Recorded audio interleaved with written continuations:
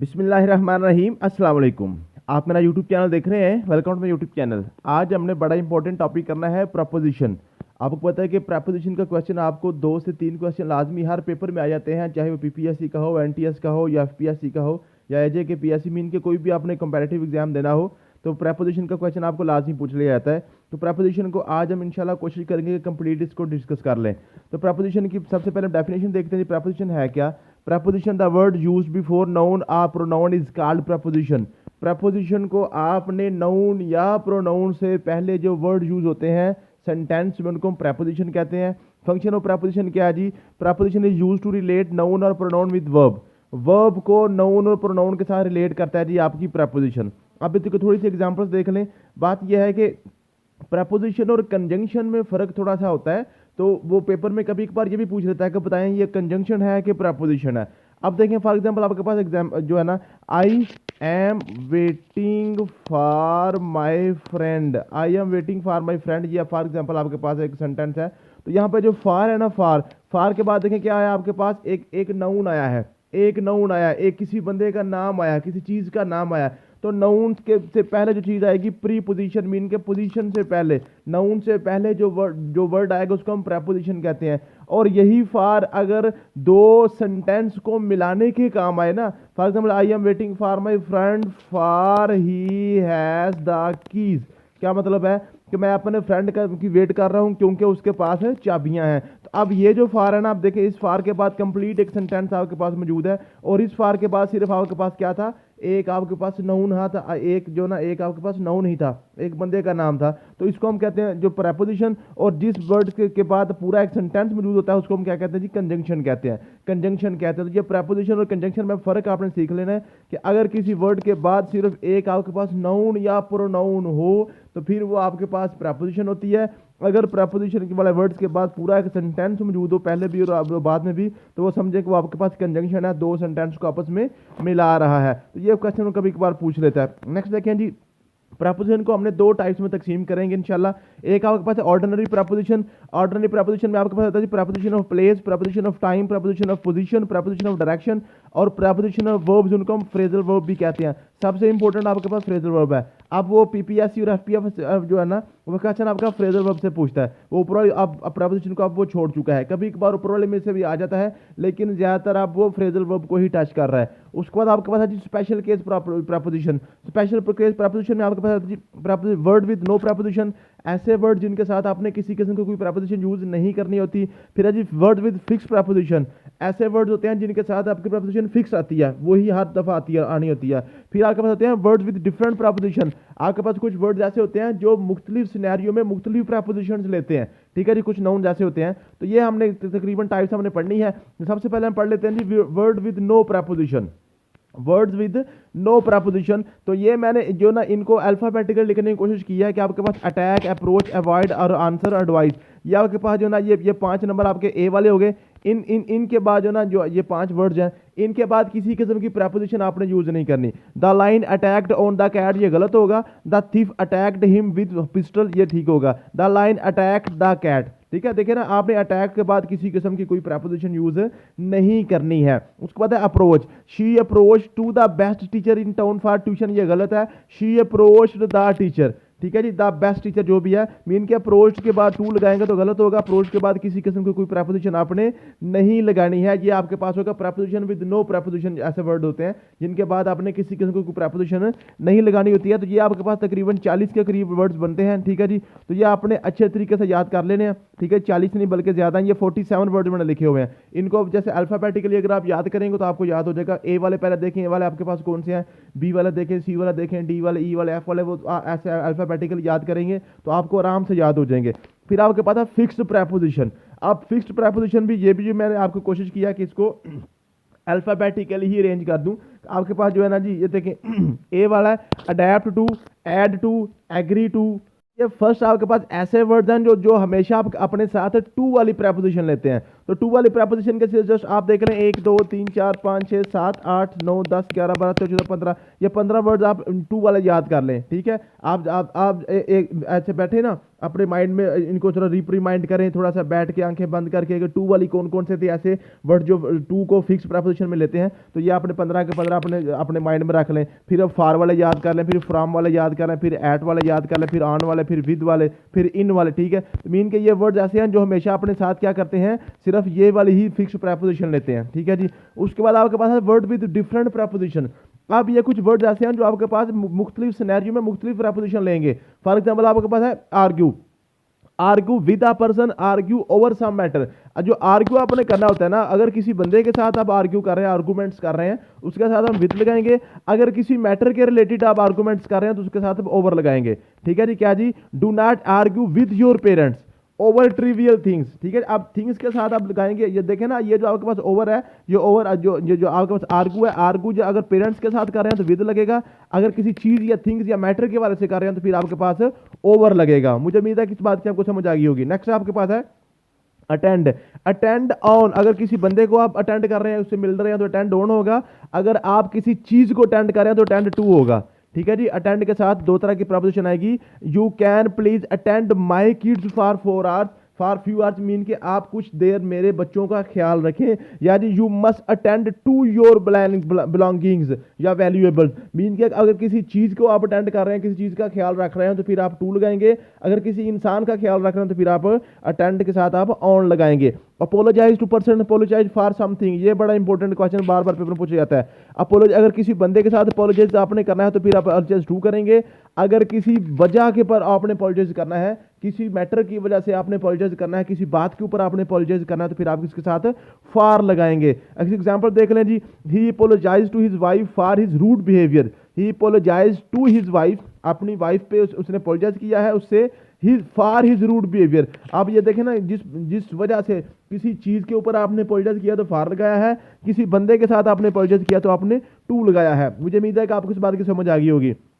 Apply to a person, apply for some post, अगर किसी post के लिए अप्लाई करते हैं तो फॉर लगाएंगे। अगर किसी बंदे के सामने कोई एप्लीकेशन लिखते हैं तो फिर आप टू लगेंगे। I apply to the person for leave, I applied new work, I applied New York time for a post. ठीक है जी, मैंने न्यूयॉर्क टाइम जो ना ये अखबार का नाम है, उसमें पोस्ट के लिए मैंने अप्लाई किया, for uh post, for uh post. ठीक है जी, बंदे को अप्लाई करेंगे, कुछ एप्लीकेशन किसी बंदे के सामने रखेंगे तो फिर आप टू लगाएंगे। Accountable to person, accountable for something, अगर किसी चीज के साथ करते हैं तो फॉर लगाएंगे, अगर किसी बंदे के साथ करेंगे तो आप टू लगाएंगे। आपने यहाँ थोड़ा सा गौर किया होगा, आप जितना भी किसी बंदे के साथ कर रहे हैं तो आमतौर पर टू आ रहा है, किसी चीज के साथ कर रहे हैं तो आपके साथ फॉर आ रहा है। ठीक है जी, उसके बाद अगर angry at thing, angry with you, अगर आपने एंग्री होना है किसी, तो किसी चीज के ऊपर एंग्री होते हैं, गुस्सा आपको आता है तो फिर एट लगाएंगे, किसी बंदे के ऊपर गुस्सा आता है तो फिर आप विद लगाएंगे। इसी तरह एग्री है, किसी बंदे के साथ एग्री करेंगे तो आपका विद लगाएंगे।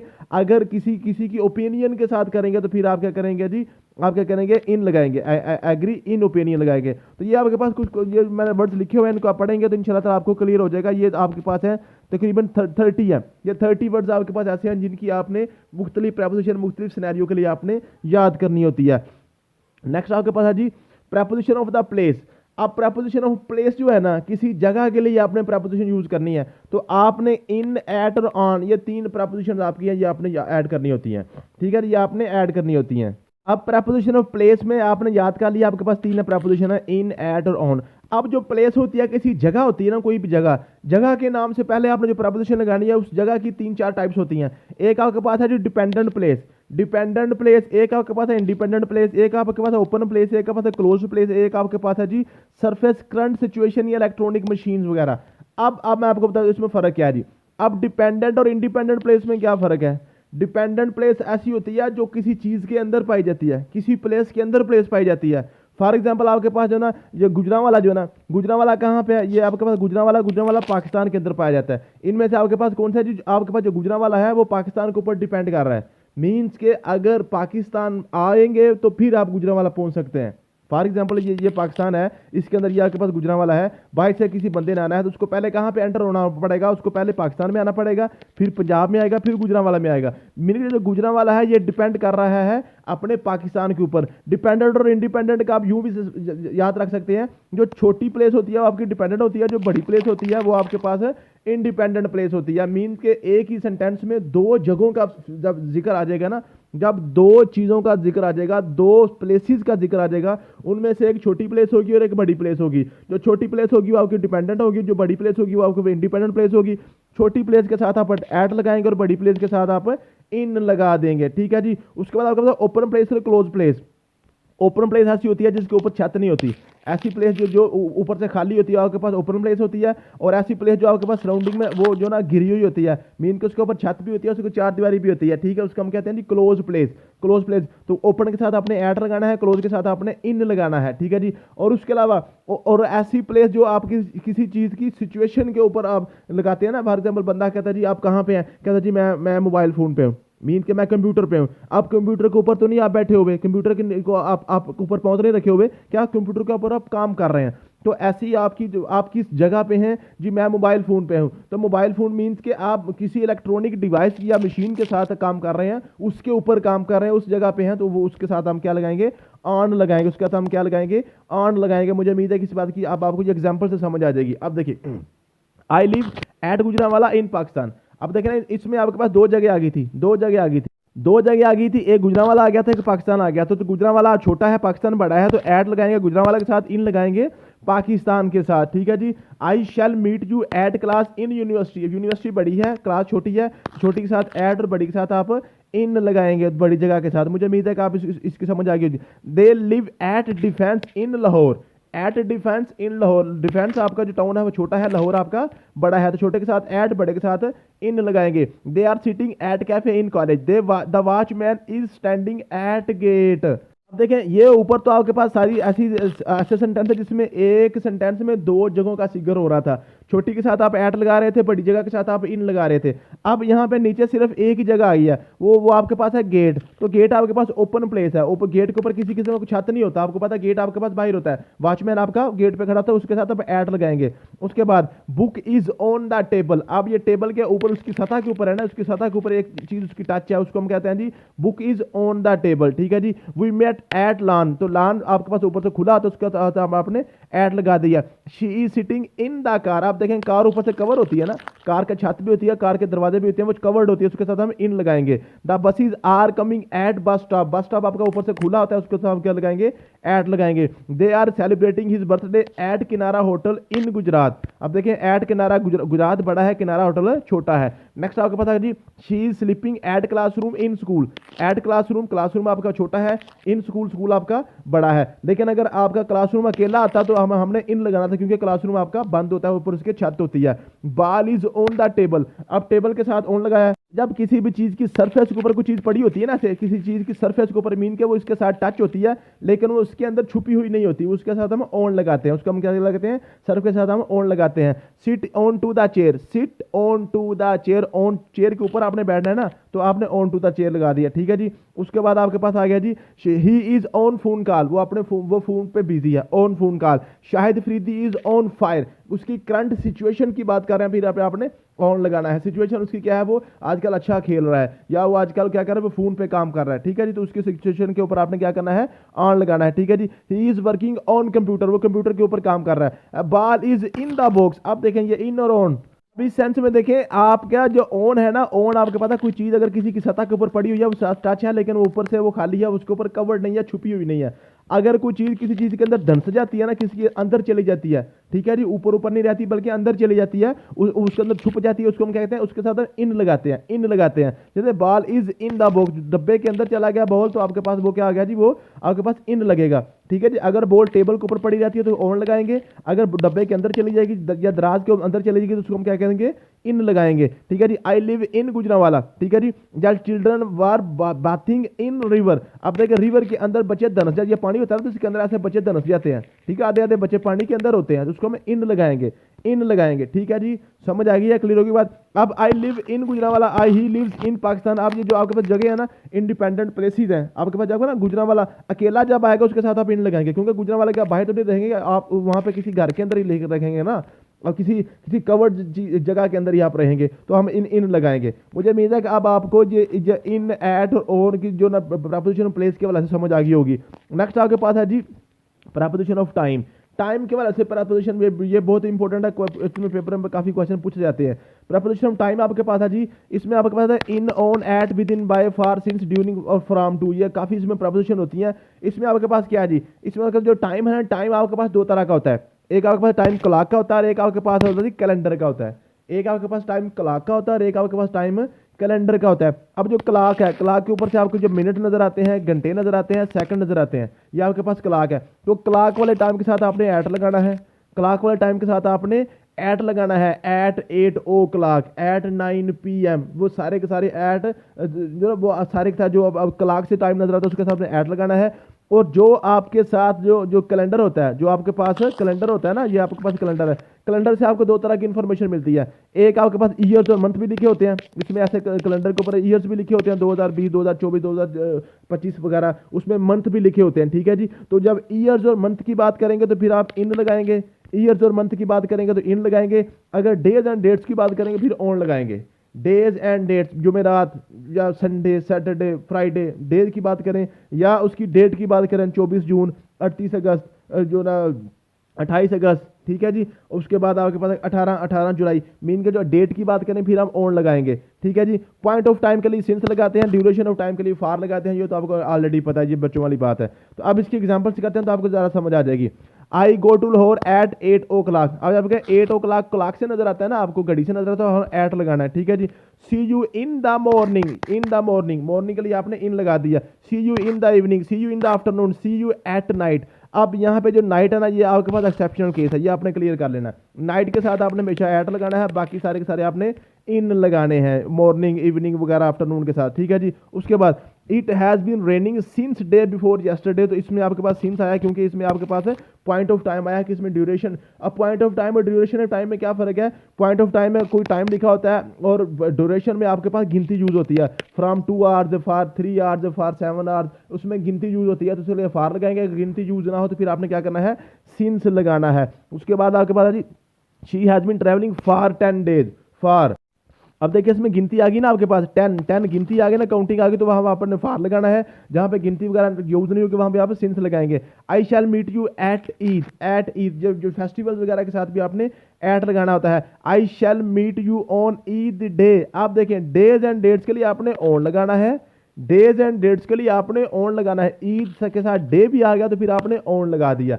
जस्ट फेस्टिवल आया तो आपने एट लगा दिया। ठीक है जी। उसके बाद I shall meet you at 5 PM, ये आपके पास क्लॉक वाली आ गई। My exams are in June. आप देखें जो आपके पास ईयर्स या मंथ आएंगे तो फिर आप इन लगाएंगे, ये इन दिसंबर। अगर आपके पास जो ना डेज एंड डेट्स आ जाएगा, डेज एंड डेट्स आएगा तो फिर आप क्या करेंगे, ऑन लगाएंगे। डेज एंड डेट्स के लिए आप क्या लगाएंगे, ऑन लगाएंगे। डेज एंड डेट्स के लिए आप क्या लगाएंगे, ऑन लगाएंगे। डेज एंड डेट्स के लिए Suzuki car launch new car in 22/12/2022, यहाँ पे इन, यहाँ पे ऑन आना चाहिए, ऑन आएगा, ऑन आएगा, ये क्लियर कर लीजिएगा। मीन के जब आपकी पूरी डेट एग्जैक्ट आ जाएगी ना, 22 दिसंबर 2022 उसने कहा हुआ है ना, फिर आपके पास क्या गया जी, ये ऑन आएगा। अगर जस्ट होता ना दिसंबर 2022 फिर आपने इन लगाना था, क्योंकि ईयर्स और मंथ के लिए इन आता है, डेज एंड डेट्स के लिए ऑन आता है। My father is coming on 3 जून। आप देखें अगर जस्ट जून होता फिर हमने इन लगाना था, 3 जून आ गया, इसमें डेट आ गई तो फिर हमने ऑन लगाया है। I will come to your home on Monday, on Monday, तो आपने क्या कराया, आपने डेज के लिए ऑन लगा दिया। उसके बाद हमारे पास होती है प्रेपोजिशन ऑफ डायरेक्शन। डायरेक्शन की प्रेपोजिशन क्या है? डायरेक्शन मीन के अगर कोई चीज़ किसी चीज़ से दूर जा रही हो उसको हम लगाते हैं, उसको हम लगाते हैं जी जो ना किसी, फॉर एग्जांपल जो अगर कोई चीज़ किसी चीज़ से दूर जा रही है तो उसको हम लगाते हैं फ्रॉम, फ्रॉम लगाते हैं। अगर कोई चीज़ किसी चीज़ के करीब आ रही है उसके हम टू लगाते हैं, उसके लिए हम टू लगाते हैं। उसके लिए हम क्या लगाते हैं जी, टू लगाते हैं। अब मैंने यहाँ पे जैसे लिखा हुआ है आपके पास जो है ना डायरेक्शन 4 किस्म की होती हैं। टूवर्ड्स किसी चीज़ की तरफ जाना, अवे किसी चीज़ से दूर जाना, अप किसी चीज़ के ऊपर जाना, या डाउन किसी चीज़ के नीचे आना। सो इसको इसकी हम डायरेक्शन होती हैं।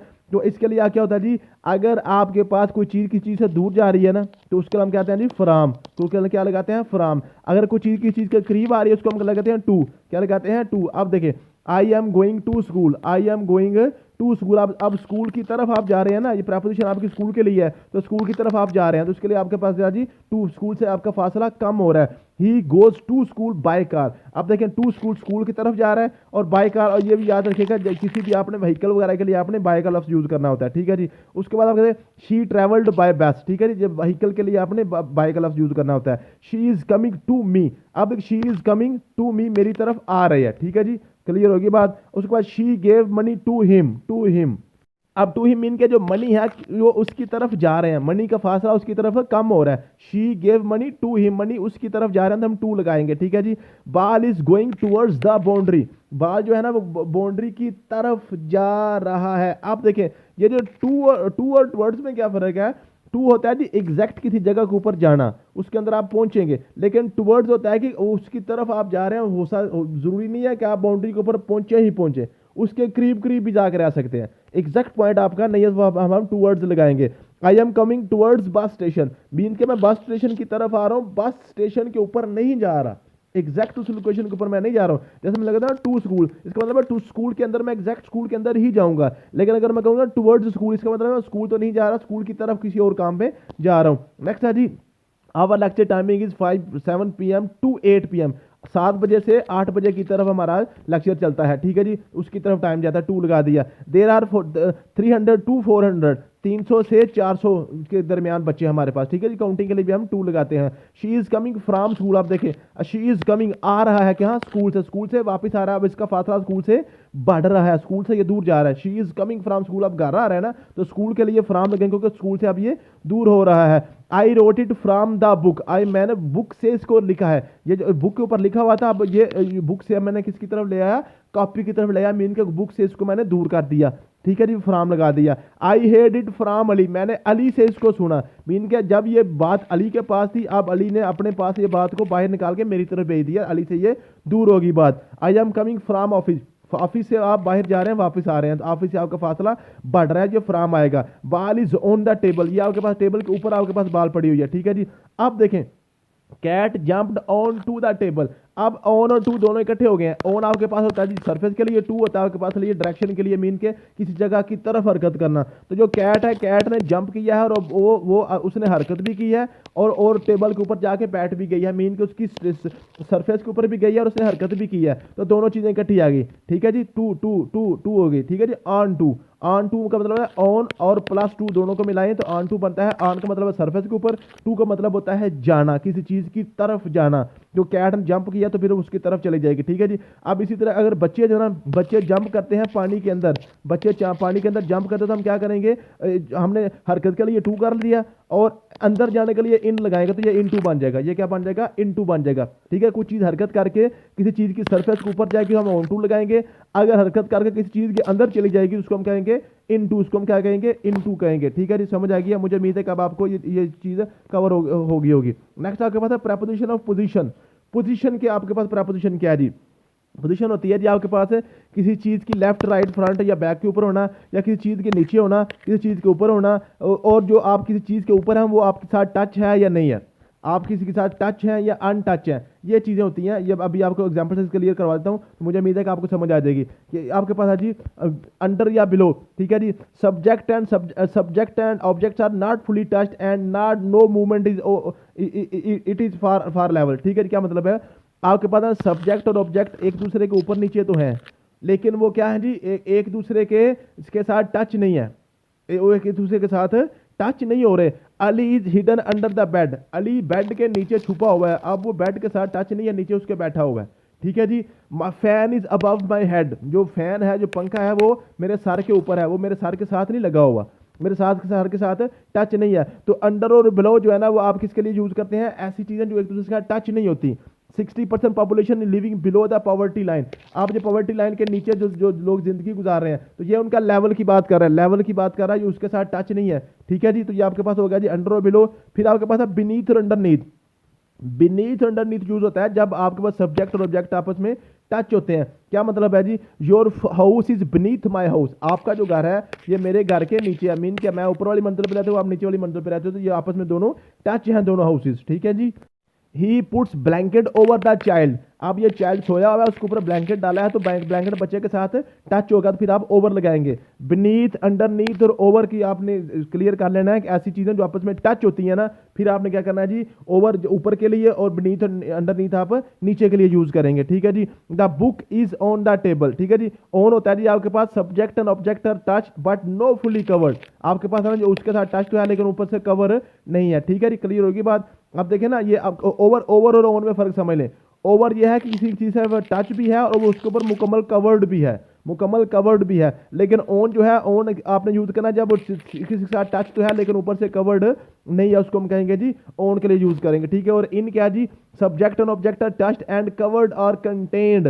The book is in the case, अलमारी के अंदर चलेगी तो वो कंटेन्ड भी हो गया, उसको कवर्ड भी हो गया, तो आपके पास इन लगाएंगे। उसके बाद आपके पास है जी preposition of verbs and phrasal verbs. ये फ्रेजल वर्ब सबसे इंपॉर्टेंट है, इसको आपने लाजमी क्लियर करना है, ये बहुत बहुत इंपॉर्टेंट है, इसमें से क्वेश्चन आते हैं आपके पास जो ना। हमने जो फ्रेजल वर्ब सिर्फ यूज करने हैं look, call, put, take, look, read and break, ये 5-6 हमने करने हैं। और वैसे तो ये आपके पास काफ़ी ज़्यादा होते हैं, ये सैकड़ों में होते हैं, लेकिन हमने ये 5-6 करना है, यहीं से आपका क्वेश्चन आ जाएगा। ठीक है। एक इसमें से कम होता है, कम भी हम इंशाल्लाह मैं ऐड कर दूंगा, तो ये कम भी कभी कभार वो पूछ लेता है। ठीक है जी। अब आपके पास है जी, ये है कि आप लुक के साथ आपने करना है look at, look up, look for, look up to, look down, look over, look into, look forward, look after, look on, look on as, look to, look out. ये सारी आपके पास जो है ना लुक की आपके पास फ्रेजल वर्ब्स हैं। अगर लुक एट होगा ना, लुक एट जो होता है वॉच करने के लिए, किसी चीज को आपने क्या करना है, दूर से वॉच करना है, तो हम आके लुक एट यूज करेंगे। They are looking at each other and smiling, वो एक दूसरे को देख रहे हैं और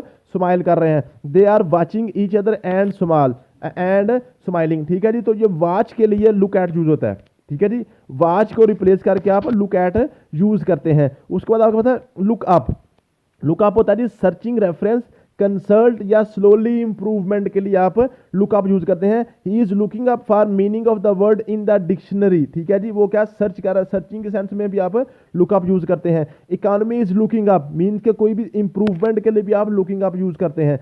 patient is looking up mean के इंप्रूवमेंट, वो क्या कर रहा है जी, पेशेंट भी आप लुकिंग अप कर रहा है मीन के वो आस्ता आस्ता बेहतर हो रहा है। उसके बाद लुक फार होता है जी किसी भी हिडन चीज या लॉस्ट को आपने जब ढूंढ रहे होते हैं फिर हम लुक फार यूज करते हैं। He is looking for his book, he was looking for a job. तो लुक फॉर होता है जी किसी चीज की सर्चिंग के लिए। लुक अप टू होता है टू रिस्पेक्ट समवन, किसी चीज को रिस्पेक्ट देने के लिए ना।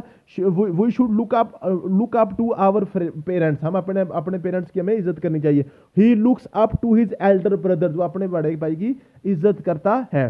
ठीक है जी। लुक अप टू का क्लियर हो गया। लुक डाउन या लुक डाउन ऑन या look down upon. Look down on या लुक डाउन अपॉन जो होता है किसी चीज की इंसल्ट करने के लिए, किसी बंदे की इंसल्ट करने के लिए आप लुक डाउन ऑन या लुक डाउन अपॉन यूज करते हैं। The poor should not be look down upon, the boss look down upon his employees. ठीक है जी। हम जो ये आपके यूज करते हैं, हम इंसल्ट कर लिए। फिर आपके पास है look over through. Look over या लुक थ्रू आप यूज करते हैं एग्जामिन केयरफुली, किसी चीज को एग्जामिन करने के लिए, केयरफुली किसी चीज को देखने के लिए। We looked over the house again before we decide to rent it. ठीक है जी। Can you look through your books. ठीक है। किसी चीज को आपने थारोली किसी को एग्जामिन करना है तो उसका हम लुक ओवर या लुक थ्रू यूज करते हैं। लुक इनटू का मतलब होता है इन्वेस्टिगेट करना। The police officer is looking into the matter, the police officer investigating the matter. ठीक है। इन्वेस्टिगेटिंग के लिए आप क्या करते हैं, लुक इनटू का लफ्ज यूज करते हैं। लुक फॉरवर्ड टू का मतलब क्या होता है जी, होप के लिए, एक्सपेक्ट के लिए या एंटिसिपेट करने के लिए। ठीक है जी। Students are looking forward to good results. ठीक है जी। आपने होप के लिए, एक्सपेक्टेशन के लिए आप लुक फॉरवर्ड करते हैं। लुक आफ्टर के लिए, केयर के लिए या किसी के टेंडेंट के लिए या आप केयर करेंगे। She looks after her mother, वो अपने माँ की देखभाल करता है। ठीक है जी। उसके बाद जी लुक ऑन होता है जी to see what is happening without doing anything. आपने सिर्फ लुक ऑन करना है कि सिर्फ देखना है और कुछ करना नहीं है। ठीक है जी। When the old man fell over the two women ran over to help him but everyone else just looked on. Look down mean कि आपने सिर्फ देखा ऊपर से, किया कुछ नहीं, किसी को आपने कोई हेल्प नहीं की। लुक ऑन एज होता है किसी को रिकॉर्ड देना। I always looked on him as my ideal teacher. ठीक है जी। किसी चीज को रिकॉर्ड करना या किसी को कंसीडरेशन के लिए आप लुक ऑन एज का लफ्ज यूज करते हैं। लुक टू का मतलब होता है इंप्रूवमेंट के लिए, consider for improvement. Look to your manners, we need to look to ways to improve your marketing way. ठीक है जी, तो किसी चीज की इंप्रूवमेंट के लिए आप लुक टू यूज करते हैं। लुक आउट का मतलब होता है टू बी केयरफुल अबाउट, किसी चीज की केयरफुल के लिए आप क्या करते हैं, लुक आउट यूज करते हैं। We should look out when cross the road. ठीक है जी, केयरफुली के लिए आप क्या करते हैं, लुक आउट का यूज करते हैं। तो ये आपके बाद आपके पता काल का लफ्ज यूज हो गया, call of, call in, call of, ये इनके साथ में इनके मीनिंग